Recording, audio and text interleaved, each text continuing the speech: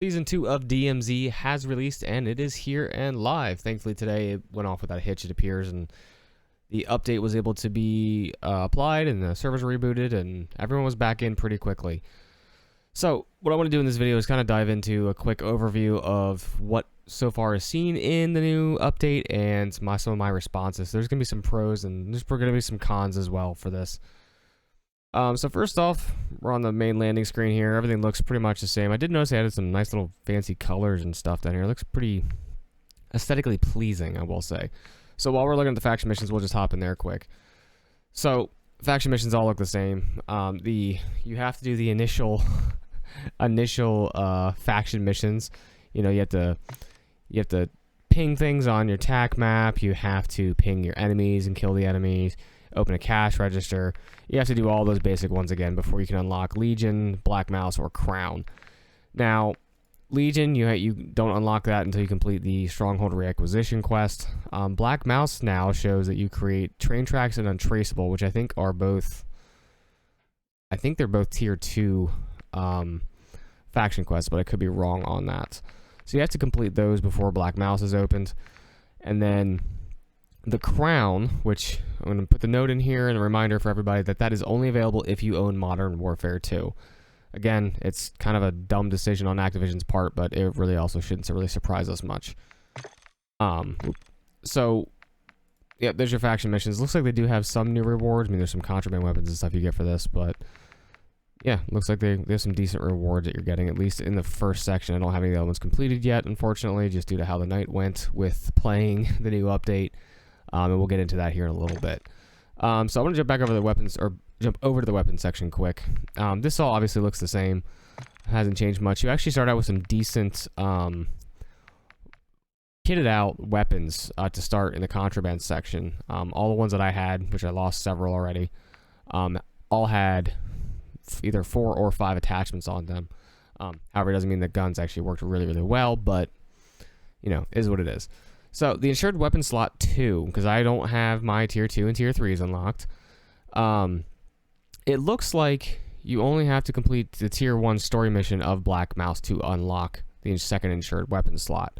So, I'll have a video for that once I actually get to that point, but it looks like that definitely is somewhat easier. It looks like the his third insured weapon slot, though, is completing the complete Tier 5 story mission of any faction or complete Tier 3 story mission of Crown. So looks like they did adjust them a little bit to make them a little bit more accessible, but I'd still say it's still somewhat difficult with with how the evening went. I do want to jump in real quick and just take a look at the battle pass. So in the battle pass we have a lot of really good loot. I think personally, I think a lot of stuff looks really cool. First off, you get Ronin, you get his base skin, which honestly looks pretty cool, and yeah, so they have great gun screens. They have 2 blueprints you start out with the battle pass. So, and I gotta be honest, the gun skins look pretty freaking sick. So yeah, there's tons of cool emblems and calling cards and stuff like that in all of them. You of course have the new weapons, the ISO Hemlock assault rifle, the new Kadachis, the swords, which the swords look freaking sick. And then the KV broadside, which is a shotgun that they've added to the game. But yeah, all in all, the battle pass looks really good. The skins look good. The calling cards, emblems, all that stuff looks great. I'm actually really impressed with that point of it as so far at this point. Personally, I'm not really a person who really gives 2 craps about the vehicle skins, but the one thing that surprised me, I don't think I saw in here, was they added jet skis to the game, and I don't see a jet ski skin. I'm kind of upset here. You see one anywhere? Oh, there's a boat skin. There's no jet ski skin. I mean, come on. There's a Hummer skin, though. That's kind of cool. But yeah, there's tons of blueprints in here. Like, I think the last battle pass only had a handful of blueprints. This one, almost every single tier has one, which is fantastic. So, all right. So now we're gonna jump into basically my perspective of a little bit of Ashika Island, and then how I think some of the changes they said they were gonna fix. So, first game we jumped into Ashika Island, mistakenly, because I wanted to do Al Mazrah first to gear up a little bit. But unfortunately, I wanted to do Ashika Island first. And Ashika Island looks really good. The few minutes I was in there, There is a slight fog that, from what I've heard and seen from other from other live streams and from my few minutes in there, there's a slight fog that kind of sets over the entire map, or a good portion of the map. So do keep that in mind if you're going in. You may want to run something that has a thermal, like the thermal holographic optic or something like that, to be able to see enemies more easily. The island is obviously covered in the Shadow Company bad guys, so they are all over the place, and they are supposedly supposed to be a lot more difficult to deal with, something more on tier with Building 21's bots.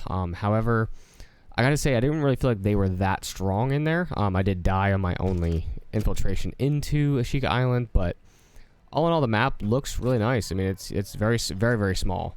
Don't really have an exact number that I've heard yet of how many teams spawn on Ashika Island, but we're guessing it's probably around 3 to 6 is what I think the estimation was. It's not quite as big as a lot of us thought it would be. Now, on to my main complaint with Season 2. They stated that they would be adjusting a lot of fixes for the AI because of the issues that we've all experienced in Al Mazrah, with the bots hitting way too hard, way too fast, and then hitting from way too far away. So I will say that from the distance perspective, the AI do hit a lot. Not hit. They aren't triggered as easily from a distance perspective. You can get pretty close before they get triggered. However, I will say that once they are triggered, it does not feel like there's any changes from that perspective on.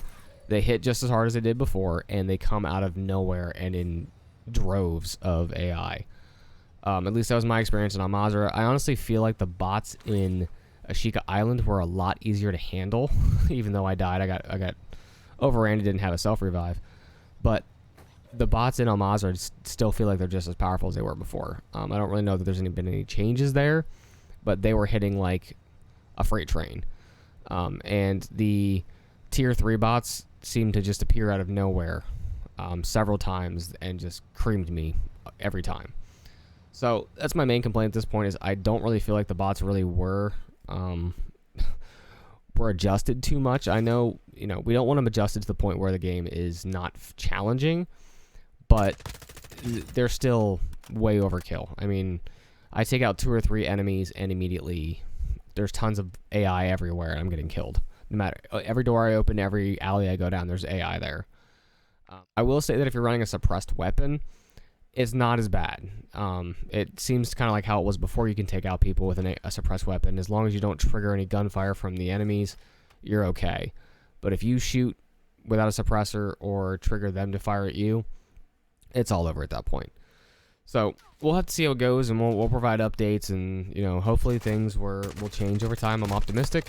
This is a pretty big update, so gotta stay optimistic. It's beta; they're gonna change things and test things out. So that's gonna do it for today's video. I'll have another video, more in-depth video on Ashika Island, hopefully here in a couple days.